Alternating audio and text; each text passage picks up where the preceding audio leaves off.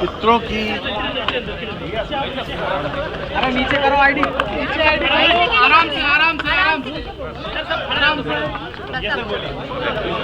एक आज आज पितरों की अमावस्या है। मैंने अपने घर में कुछ असूल सीखे थे, ह्यूमैनिटी, ह्यूमिलिटी एंड कंपैशन। मैं उन तीन कैरेक्टरिस्टिक्स के साथ अपना ये टर्म स्टार्ट करूंगा। मेरा सोच है, राजनीति एक पब्लिक सर्विस है। राजनीति कोई प्लेटफॉर्म्स, पोस्ट या पोजीशन को दिखाने की नहीं है। मैं ये 6 साल मैं पब्लिक का काम करना चाहता हूँ, बट उसके साथ मैं कांग्रेस को 2023 में वापस देखना चाहता हूँ, क्योंकि एक अन्याय हुआ था, एक अनएथिकल एक्ट हुआ था, एक इमोरल एक्ट हुआ था, और इतिहास साक्षी है कि जब भी कोई अन्याय होता है, अनएथिकल चीज़ होती है, तो उसको रिवर्स किया जाता है। तो मैं चाहता हूँ कि 2023 में कांग्रेस वापस आए, कमलनाथ जी उधर स्थापित हों एज चीफ मिनिस्टर, और एक अच्छा मध्य प्रदेश का युग का प्रारंभ हो। सर, देश भर में आप इकलौते कश्मीरी पंडित हैं जो राज्यसभा में सदस्य हैं। क्या आगामी समय में क्या कश्मीरियों की पीड़ा भी आप राज्यसभा में रखेंगे? क्योंकि कश्मीरी पंडितों का पुनर्वास होगा सर, क्या ये भी थोड़ा कम मध्य प्रदेश में नहीं, पूरे देश का इकलौता कश्मीरी पंडित हूँ जो पार्लियामेंट में। और मैं इसके लिए सोनिया जी का आभारी हूँ। उन्होंने खाली मुझे एक टर्म नहीं दिया, उन्होंने मुझे 2 टर्म दिए, क्योंकि वो मेरे को पता है कि उनको कश्मीर के लिए कितना दर्द है। मैं जिस दिन से पार्लियामेंट पहुंचा, मैं या तो अपने स्टेट की बात करता था, या देश की बात करता था, या कश्मीर की बात करता था।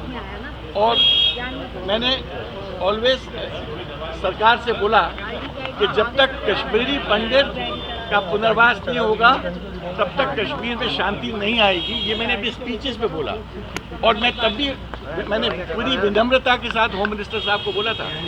मैंने कहा 370 कश्मीर नहीं है, 370 एक कानून है।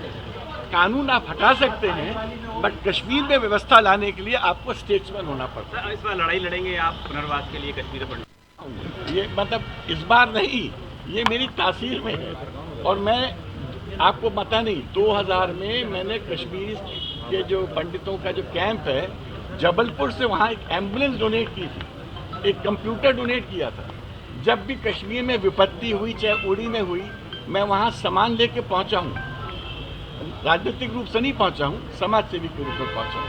तो मैं तो कश्मीर से जुड़ा हूँ, और मुझे तो पीड़ा थी अपनी कि जब कश्मीर का बजट पार्लियामेंट में पास हो रहा था और विपक्ष की तरफ से मैं उस डिबेट को लीड कर रहा था, तो मैंने कहा देखिए कैसी विडम्बना है, 7 साल से कश्मीर में सरकार नहीं है, उनका बजट हम पास करते हैं, और उनके रिप्रेजेंटेटिव नहीं है, हम उनकी डिबेट करते हैं।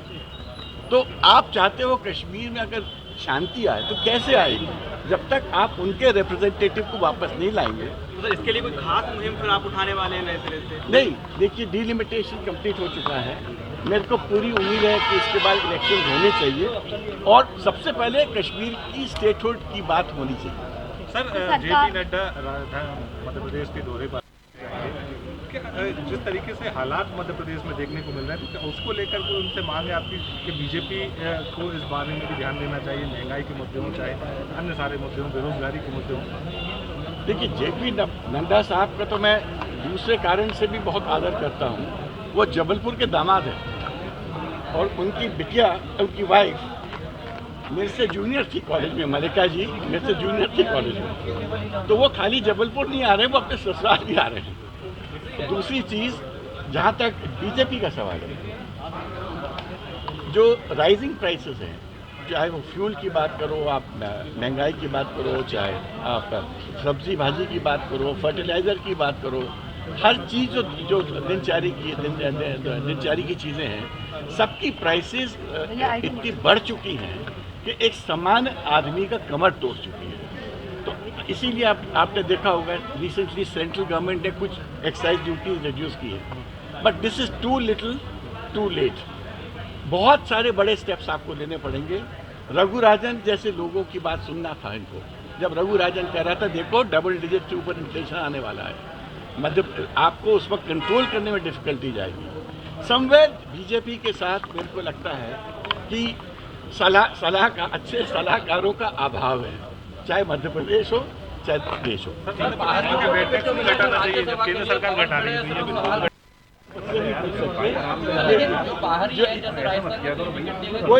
कोई बाहरी नहीं है, कोई बाहरी नहीं है। क्या बीजेपी के जब लोग यहाँ पर बाहर से कॉन्टेस्ट करते थे आप ये प्रश्न करते थे क्या?